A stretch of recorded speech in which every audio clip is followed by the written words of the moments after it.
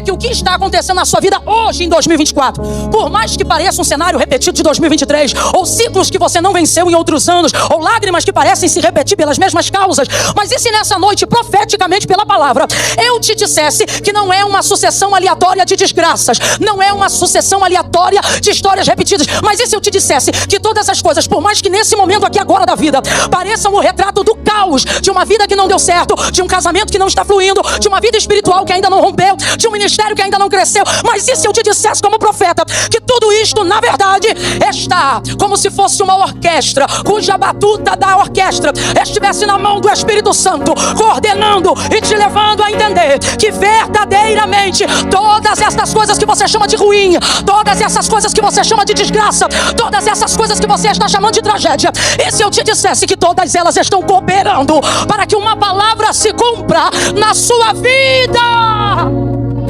Se você olhar pelos olhos da carne, veja, se você olhar pelos olhos humanos, se você olhar pelos olhos naturais, completa aí para mim por favor, se você olhar pelos olhos naturais, Maria com os olhos naturais, naquele momento a emoção é tão forte que não foi possível para ela ativar o espiritual. E é por isso que Satanás trabalha no emocional, porque ele sabe que se o nosso espiritual estiver pronto, a gente não cai em nada e em nenhuma artimanha de cenário visual. Ouça isso. Maria está ali vendo a mesma cena de João, mas não está tendo capacidade, não está tendo condições. E ninguém aqui é maluco de julgar uma mãe que está perdendo seu filho. Ela não tem condições emocionais de discernir o que está acontecendo. Por que não? Porque o seu emocional está tão abalado e está tão ativado, preste atenção nisso, que ela está diante da mesma cena de João, mas não tem a mesma capacidade de interpretação. Está fora de si, está no transbordo da alma. No transbordo da alma você se esquece das mais poderosas promessas. No transbordo da alma você se esquece dos melhores cultos. No transbordo da alma você não se lembra das palavras que recebeu. No transbordo da alma você se esquece dos profetas. No transbordo da alma, a alma não quer orar, ela só quer reclamar. No transbordo da alma não há centralidade, só há extravasamento. Maria Madalena de igual forma, mas João percebe algo. E ele percebe que aquela cena não é aleatória, na verdade, ela é a retratação de tudo que disse o profeta Isaías. Agora veja, por isso o apóstolo Paulo vai dizer: andai em espírito e não cumprireis a concupiscência da carne. O que ele está dizendo? Quando você está com o espiritual ativado, uma vez que o seu emocional é levado ao desgoverno, ao destempero, a qualquer problema, alguma coisa que te deixa estressado, com raiva ou triste, o seu espiritual está pronto. Ele é como uma base que saca a arma que você precisa para guerrear naquela hora, sim ou não? Dependendo do transbordo emocional, você não consegue ativar o espiritual.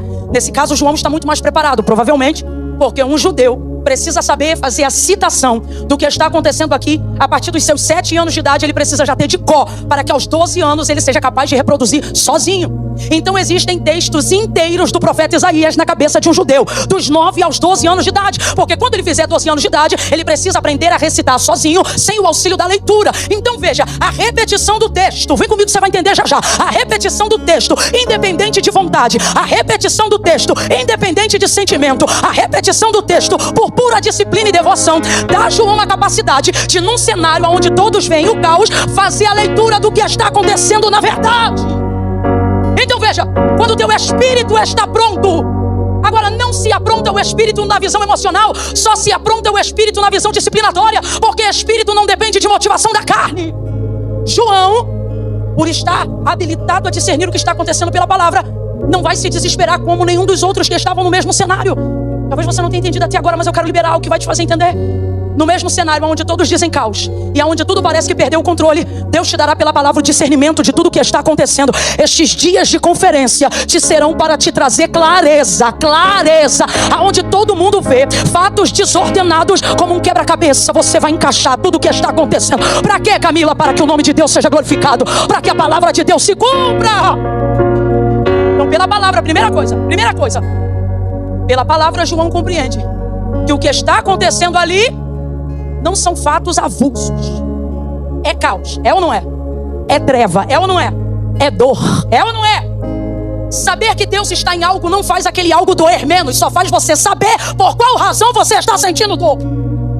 E acredite, isso ajuda. Isso ajuda, e ajuda muito. Isso te dá a calma que você precisa para não ficar destemperado. Isso te dá a paz que você precisa para saber que no final tudo vai dar certo. Meu Deus, meu Deus.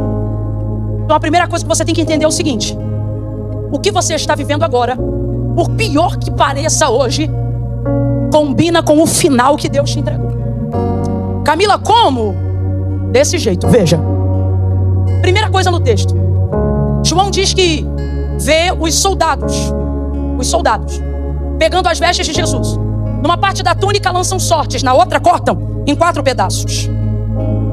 Aí olha como João termina o texto, você leu comigo. Os soldados fizeram isto. Então completa para mim aí com inteligência. Quem fez isso?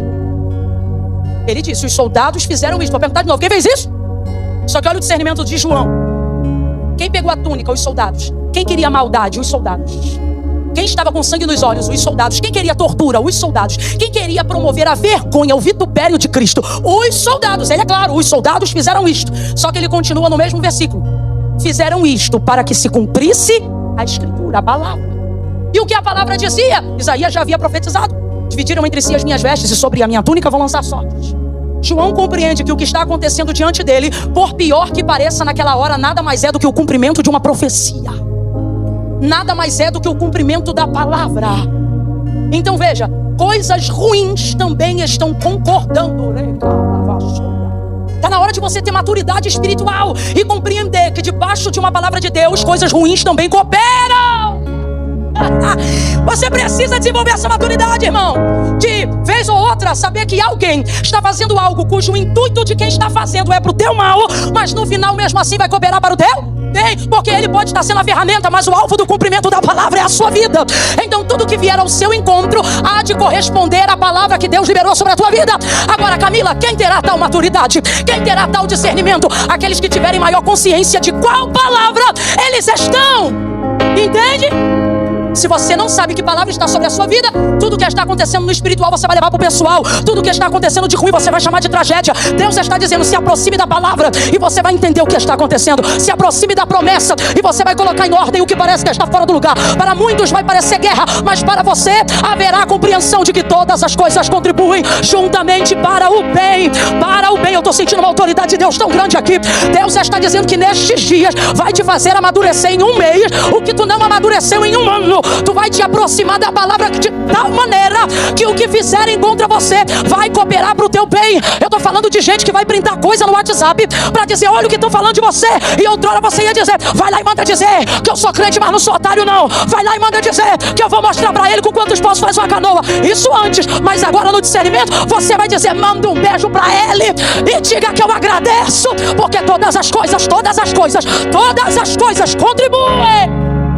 Olha o que João está dizendo. Quem fez isto foram os soldados. Você acha que o soldado tem algum discernimento espiritual do que ele está fazendo? Você acha isso mesmo?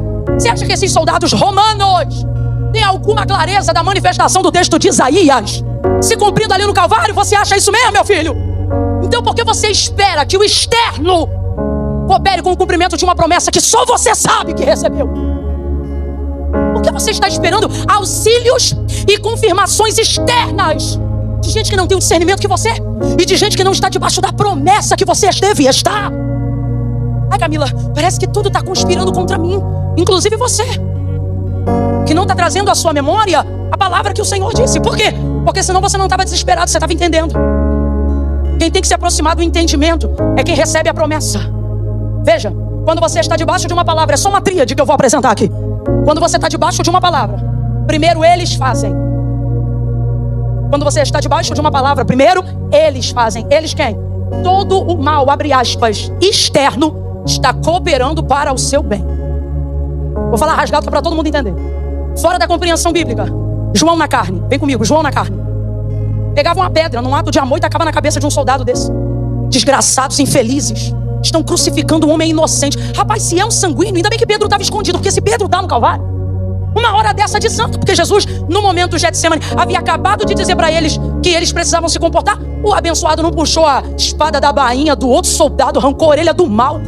Inclusive é por isso que ele não está no Calvário, porque é um aparente de quem ele tirou a orelha estava lá. Aí ele, sanguíneo é precipitado, não mede, faz primeiro e vê depois. Pedro, numa hora dessa, Maria chorando, pegava um cravo daquele e botava na testa de um homem do nada.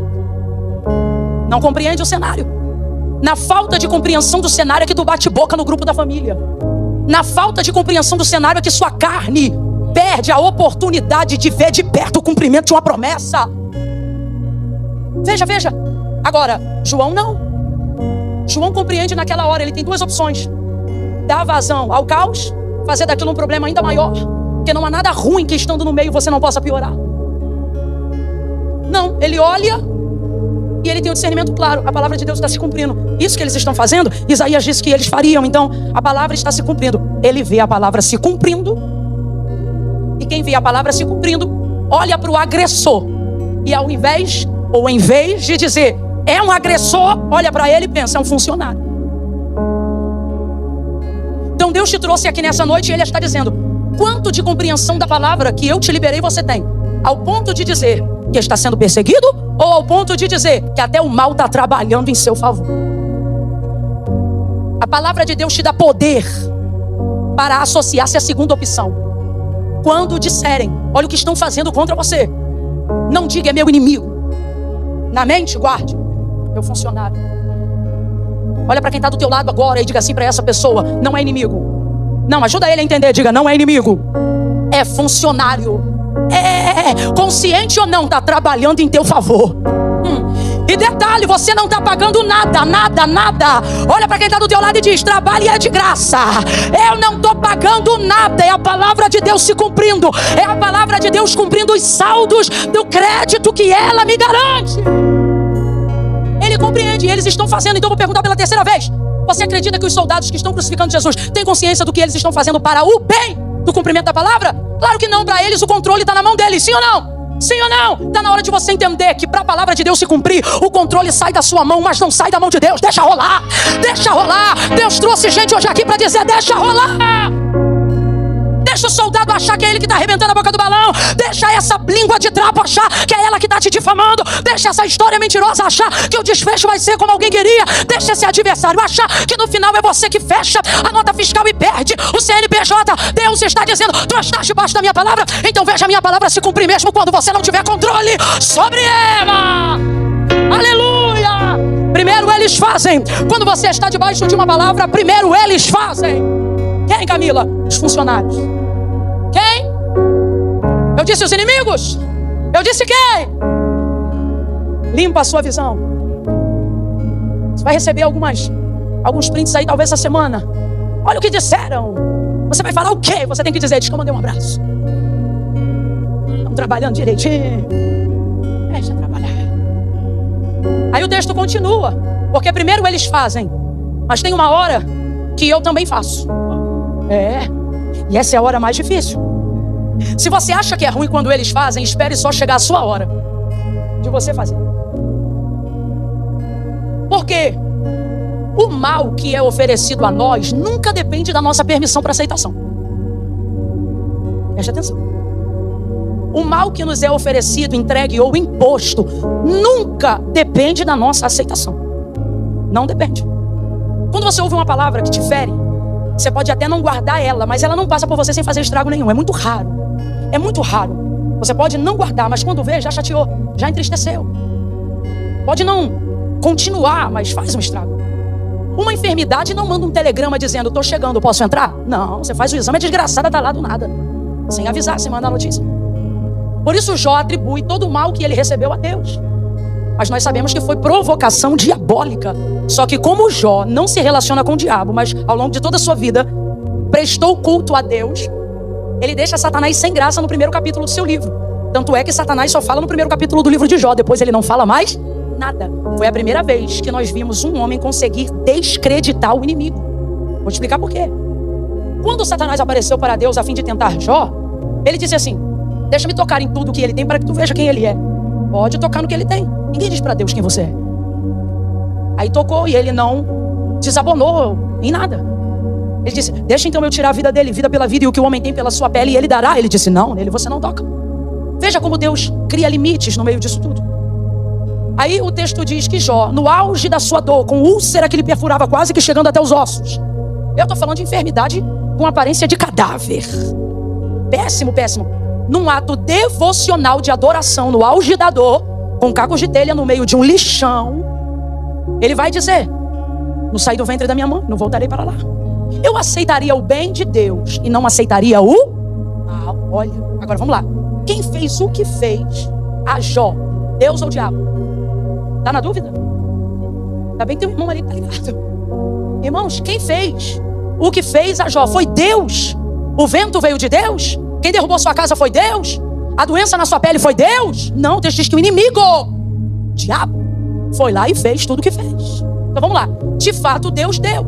Tudo que Jó tem, quem deu? Mas neste episódio, quem tirou? Temporariamente, quem tirou? Com permissão de Deus, mas quem temporariamente tirou? Tu não fica com medo dele não, hein? Ele tirou. Não seria pecado algum e nem contraditório em adoração ele dizer, Deus deu, o diabo levou, mas bendito seja o nome dos...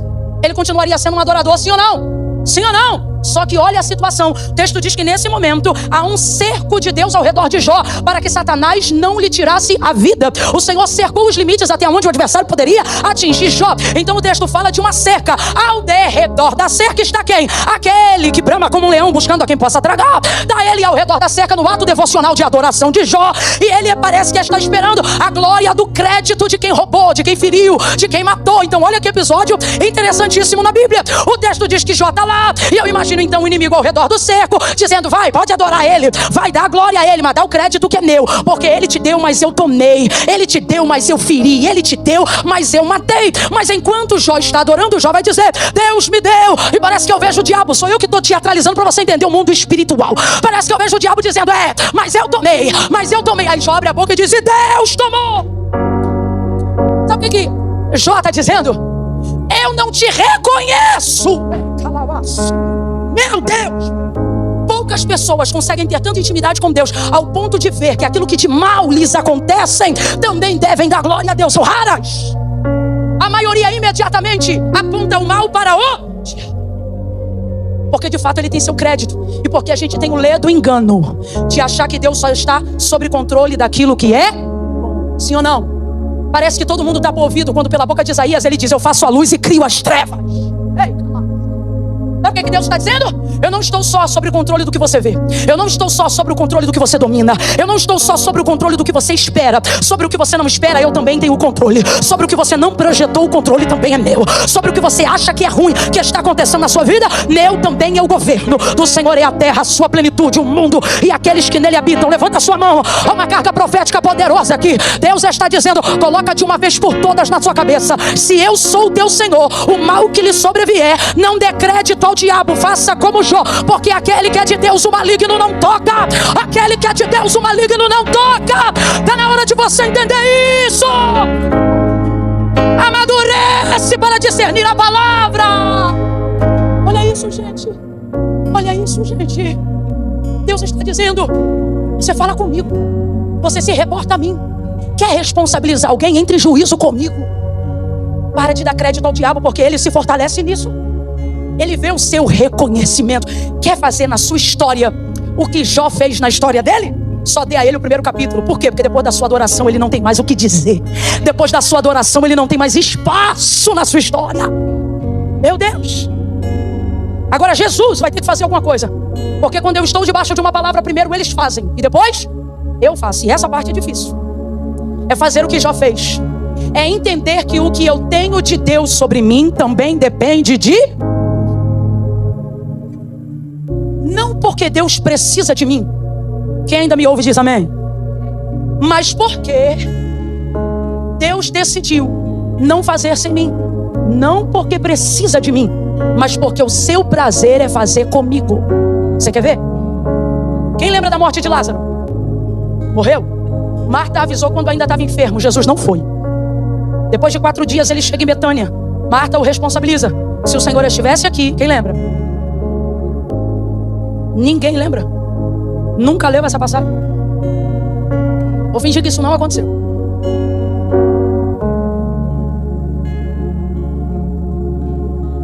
Pode beber água aqui?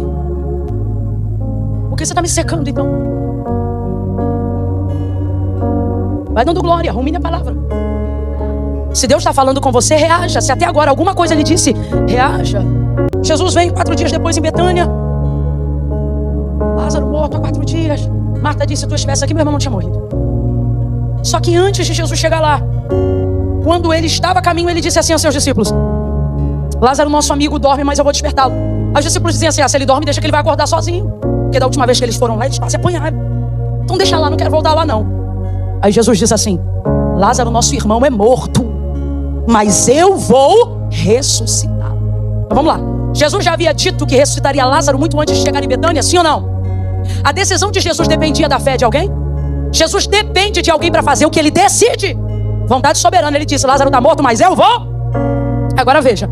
Primeiro convenceu os discípulos a ir a Betânia. Quando chegou em Betânia, convenceu Marta. Depois de convencer Marta, mandou chamar Maria. Jesus não podia ter ido direto onde Lázaro estava sepultado e ter dito para ele: Lázaro, vem para fora. Mas ele não fez. Mas não já havia decidido? Então, com inteligência, ele depende da fé de Marta para fazer isso? Da fé de Maria para fazer isso? Não, a decisão já estava tomada. Só que o que ele está mostrando? Posso fazer porque já decidi, mas não abro mão de fazer sem você. Então tem coisas na sua vida que a palavra de Deus não se cumpriu. Não porque não é palavra de Deus, mas é porque ele não abre mão de tornar você participante. É nessa hora que você entra, mesmo não querendo, mas entra. E Deus está dizendo a alguém aqui em 2024: está na hora de você entrar. Entrar. Olha como o texto é forte. Uma parte já havia acontecido, eles fizeram, mas agora ele vai ter que fazer. Tomar a frente e fazer o que precisa ser feito é uma questão de inteligência. Olha isso aqui. Vendo que tudo já havia acontecido, faltava só uma coisa para ele poder entregar o Espírito. O quê? O raio do vinagre. Ele vai apressar as coisas. Quando você tem noção da palavra que está sobre a sua vida, você tem poder para acelerar o processo. Agora, o processo só pode ser acelerado por quem tem humildade para entrar nele. A palavra estava sobre ele, ia se cumprir de um jeito ou de outro, sim ou não? Sim ou não? Só que imagina você já ter sido açoitado, esbofeteado, coroado com espinhos. Gente, tanta coisa ruim já aconteceu com ele. Para que esperar uma obra do acaso fazer acontecer aquilo que eu posso fazer acontecer para sair logo desse processo? Não é porque é Jesus que dói menos o prego na mão, não, gente. Não é porque é Jesus que o sangue no pulmão sufoca menos, não. Está doendo e muito. Então olha o que o texto vai dizer. Vendo que tudo já estava consumado, só faltava uma coisa para ele sair daquela situação: o raio do vinagre. Agora eu te falo, o que é um vinagre para quem já foi chicoteado? O que é um vinagre para quem já foi esbofeteado? O que é um vinagre para quem está com sangue escorrendo na cabeça porque os espinhos perfuram sua cabeça? O que é um vinagre para quem tem um prego arrebentando os nervos da sua mão? O que é um vinagre para quem está dependurado sobre o Calvário? O que é um vinagre para quem está inchado? Olha isso. Vendo que tudo havia se cumprido, faltando só uma coisa para que tudo fosse consumado, disse ele: tenho sede. Jesus pediu água, porque quem sabe qual é a palavra que está sobre si, caminha sobre ela. Ele não disse quero água porque ele sabia que só faltava beber. Então, quando eu já sei o que o meu inimigo vai me dar, eu não peço para ele o que eu quero receber. Eu deixo ele entender que está na hora dele liberar o que eu tenho que passar. Então eu faço o que eu tiver que fazer. Ouça isso. Jesus não disse quero água. Jesus disse tenho, porque ele sabia que cada um dá o que? Isso não é sobre o que eles iam oferecer. Isso era sobre o que precisava se cumprir. Você tem que entender que dentro de um processo de romper, de libertação, crucificação fala de uma mudança total. Dentro de um processo desse, não cabe milindres do que eu queria, só cabe o que eu devo. O que é melhor para quem está com sede? Água ou vinagre? Água ou vinagre? Só que eu não vou esperar o que sei que não vou ter, eu vou acelerar o que o outro tem que fazer. Agora, minha avó dizia assim: o que é um ralado para quem já está todo quebrado? O ditado original não é esse não. Mas eu não vou falar isso no altar. Mas você, pelo visto, conhecia o ditado. Traduzindo o ditado para o Calvário, seria mais ou menos isso. O que é um ralado? O que é um arranhão para quem tem uma fratura exposta? Tu consegue imaginar uma pessoa com a fratura exposta na perna e a outra ralada, ela dizendo ai, socorro! Aí a pessoa vindo socorrer a fratura exposta, ela dizendo não, bote um band-aid aqui nesse ralado. Não existe, irmão. Só que por que às vezes fazer o menor é mais difícil? Porque o pior é o que fazem com você. Difícil é quando você tem que permitir consigo mesmo. Vou dar um exemplo. Tem gente aqui que já podia ter fechado o processo do sacrifício. Mas por que não fecha? Porque ele está dependendo de você. E seu orgulho fala mais do que as pancadas que a vida te deu. Você consegue contar o testemunho de como foi traída com a cabeça erguida. Consegue contar o testemunho de como sua empresa quebrou 3 vezes com a cabeça erguida. Mas não consegue pedir perdão para quem te vacilou. Porque isso não é sobre o que fazem comigo do lado de fora. Isso é sobre ter que engolir o amargo. Tu lado de dentro é o vinagre descendo. É me abrir para receber o que eu já sei que vem e não é bom. Porque tem gente que você vai chegar para pedir perdão e é o desgramado que tinha que te pedir perdão. Tá vendo que eu tô tendo que liberar perdão, né? É ele que tinha que vir e dizer, me perdoe. Mas não, quem tá no processo é você. Quem tem poder de acelerar isso aí é você. Agora, vai ficar com orgulho? Orgulho na cruz não significa nada. Diante de tudo que você passou, isso não é nada. Libere o seu abusador, perdoe o seu agressor. Um dia Deus vai preparar ela para vir aqui. Eu não sei quando é o dia, mas você pode acelerar o processo. Ligue ainda no mês de janeiro e dizer, eu te perdoo. E se você sentir que não é você que vai ter que liberar perdão, peça perdão mesmo sem ter feito nada. Porque o perdão é tão poderoso que não importa de onde ele vem, ele resolve qualquer situação. Fecha o ciclo, campeão. Fecha o ciclo, irmão. Existem pessoas que aguentam a canada, aguentam o espinho, aguentam os cravos, mas na hora do vinagre tem que ser goela abaixo. E Deus está dizendo, não, pede. Cria uma ocasião. Fecha logo esse ciclo. E se eu te disser que da luta que você está já era para você ter saído? Aí você diz, não, eu estou no processo. E o Senhor está dizendo, pois é, o processo está travado porque parou em você. Porque o que eles tinham para fazer, eles já fizeram. O problema é que parou em você. E a tua parte, tu é carne de pescoço.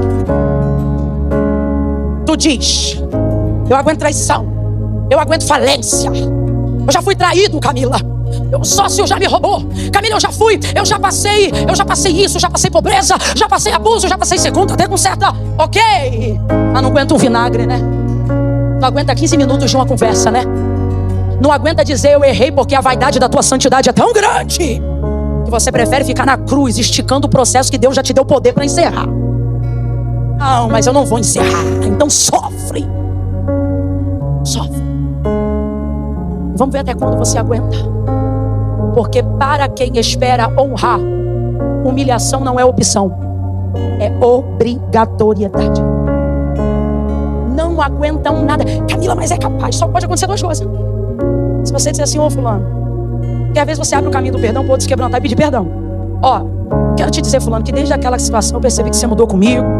Eu mudei com você, então se eu te fiz alguma coisa, você é sonso, você sabe que não fez nada. Eu quero te pedir perdão. É um caminho para a pessoa dizer, não, fui eu que errei. Eu também queria aproveitar e te pedir perdão. Só que às vezes o que acontece é isso aqui, ó. Fulano, então, se eu fiz alguma coisa contigo, você me perdoa, tu diz, está perdoado. Aí você diz, amém. Em casa, meu filho, tu grita no travesseiro, chora debaixo do boxe e quebra os 2 pratos. Só que Deus está dizendo, se tu tem palavra, tu tem poder para encerrar. Ah não, quando o outro, o lance é que o processo não é do outro. Entende? Quem está no processo é você. Posso falar um negócio? Por que Deus às vezes permite que o ofendido gere o perdão para quem deveria pedir para ele? Porque dos errados Deus não espera nada, mas dos certos Ele espera conserto. Entende? Deus está dizendo para alguém aqui, o processo só está parado porque você parou. Uma ligação já tinha resolvido isso, mas o orgulho é maior do que o dedo para ligar o número. Resolve isso. Esse mês resolve isso. Vai ver, o que você queria hoje era uma profecia, onde Deus dissesse o que vai acontecer. Só que hoje a profecia é Deus dizendo o que você sabe que tem que fazer. E Ele está nos animando, dizendo, o que você tem que fazer também resolve. O que você tem que fazer também fecha o ciclo. O que você tem que fazer também te dá vitória. Jesus disse, tenho sede, deram para ele o vinagre e ele bebeu. Porque depois de ter sido tanto abatido, irmão, o vinagre não é nada. Tomou o vinagre, tendo dito isto, ou melhor, só faltava isso, ele disse, está consumado. Agora veja, o processo que começou nos outros se encerrou na atitude dele. Jesus está dizendo, eu vou te dar o poder que você precisa para você encerrar. Encerra isso. Ele encerrou, está consumado. Quando isso acontece, o que houve em seguida? Ó, tendo dito isso, entregou seu espírito, porque como ele disse a Pilatos, minha vida ninguém toma, minha vida eu dou. Ficou livre, livre de toda dor, livre de todo o processo. E a palavra vai se cumprir de novo, 3 dias depois. Jesus está dizendo, por que você resiste o processo agora? A palavra que permite o que é ruim acontecer agora é a mesma palavra que promove a exaltação depois. É a mesma palavra que promove a reconstrução depois. É a mesma palavra que promove a ressurreição depois. Jesus está dizendo, vive o processo agora, porque a palavra que te humilha agora também é a palavra que remove a pedra, também é a palavra que envia os anjos, também é a palavra que te tira da tumba, também é a palavra que te tira da depressão, também é a palavra que te tira da agrura, também é a palavra que te livra, também é a palavra que te perdoa, também é a palavra que te regenera, também é a palavra que te promove.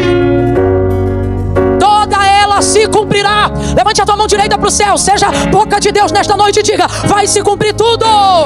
Abre a boca, diga, vai se cumprir tudo. Tudo que você não imaginava vai cooperar, e tudo que você almeja vai se concretizar. Vai se cumprir tudo. Camille, agora acontece um momento mais poderoso para mim. Primeiro eles fazem, depois eu faço, e por fim a palavra faz sozinha. Eu amo essa hora, porque o texto diz que ela é viva. Ela é o quê? Então significa que quando ela quer, ela também faz sem ajuda de ninguém. Olha, viva, sozinha, poderosa, útil, eficaz. João diz que vem comigo para a cena, vem na cena. Entregou o Espírito, faleceu, morto. Responda aí, morto reage? Morto fala? Vulnerável. Sem poder de ação alguma. Aí João está olhando. José de Arimateia foi pedir o corpo de Jesus. Pilatos achou estranho que tivesse morrido tão cedo, porque normalmente as pessoas ficavam na cruz o quê? Agonizando. De repente ele pede o corpo e ele pensa, eu até vou te dar, mas primeiro eu tenho que verificar se morreu, porque ninguém morre, então isso é. E Jesus não tem orgulho. Eu quero crer que em janeiro tu vai fechar ciclo velho. Eu quero crer, eu vou ser mais ousada hoje aqui. E tem gente que não vai esperar para amanhã, vai ligar no caminho para quem tem que ligar. Aí para verificar, o soldado vai lá e fere o lado para verificar, deixa eu ver se morreu mesmo. Tem certeza que vai tirar o corpo e o corpo vai estar morto. Jesus estava morto. Aí o texto diz que os dois soldados que estavam lá vão tirar os corpos do madeiro como era costume. Como era costume? Quebrar. Cada um com um pedaço de pau na mão. Arrebenta os membros inferiores do da direita, arrebenta os membros inferiores do da esquerda, esquisitamente. Fala assim comigo, esquisito. Quando você está debaixo de uma palavra, acontecem coisas. Acontecem, esquisitas. Coisas que parecem que deveriam acontecer a todos, de repente, não acontecem com você. Pegam um pedaço de madeira, arrebentam o primeiro, diz o texto, e o outro. Mano, presta atenção, isso aqui é uma questão de geometria básica. Tem 3, Jesus está no... A ideia é fazer isso em ordem sequencial. São soldados, eles trabalham com essa métrica. A ordem é uma questão básica do militarismo. Só que olha que coisa esquisita. Vão no primeiro e pulam Jesus e vão pro terceiro, deixando ele por último. A palavra estabelece os seus limites, mesmo quando você não pode mais se defender. Entenda isso. Quando você vive pela palavra, a palavra vive mesmo depois que você morre. Ouça isso.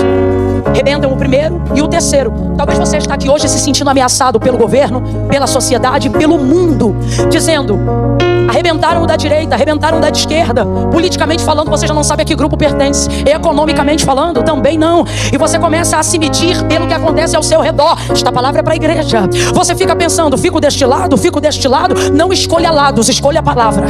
Escolha a palavra. Eu acho lindo quando na tomada de uma parte das terras de Canaã, um anjo aparece para Josué um dia antes da guerra e diz assim para Josué, quem ainda está comigo, diga amém.